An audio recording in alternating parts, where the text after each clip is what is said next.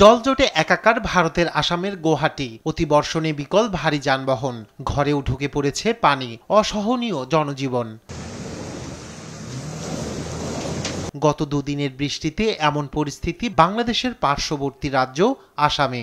৬৭ বছর পর শুক্রবার সর্বোচ্চ ১১১ মিলিমিটার বৃষ্টি ঝরতে দেখেছে গুয়াহাটির মানুষ। প্লাবিত শহরের বেশিরভাগ জায়গা, তার উপর চোখ রাঙাচ্ছে ব্রহ্মপুত্র সহ বেশ কিছু নদ নদী। পানি উন্নয়ন বোর্ড বলছে, বর্ষার আগেই বিপদসীমার উপরে নদ নদীর পানি। খুব কষ্ট হচ্ছে। জলাবদ্ধতা শুরুর সঙ্গে বেশিরভাগ বাসিন্দাই নিরাপদ স্থানে চলে গেছে, কিন্তু আমরা কোথায় যাব? আমার ১.৫ বছরের একটি শিশু আছে, সেও কষ্ট পাচ্ছে। বর্ষার বাকি আর কিছুদিন, তার আগেই অতি বর্ষণ আর পাহাড়ি ঢলে বিপর্যস্ত উত্তর পূর্ব ভারত। আসাম, মেঘালয়, মণিপুর, অরুণাচল ও মিজোরাম রাজ্যে দুদিনের বৃষ্টিতে আকস্মিক বন্যার সঙ্গে যোগ হয়েছে ভূমিধস, বাড়ছে প্রাণহানি। আসামের ১২ জেলায় অন্তত ৬০,০০০ মানুষ ক্ষতিগ্রস্ত। রোববার বিষয়টি নিশ্চিত করেছে রাজ্যের দুর্যোগ ব্যবস্থাপনা কর্তৃপক্ষ।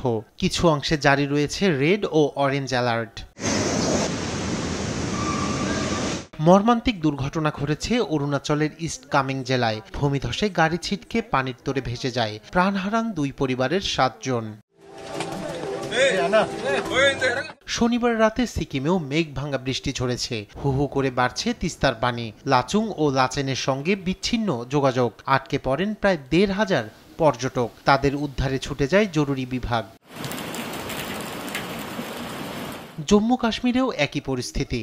ডাল লেকে বেড়েছে পানি। পর্যটক শূন্যে, লোকসানে হোটেল মোটেল। রায়হান কবির শুভ্র, নিউজ ডেস্ক, দেশ টিভি।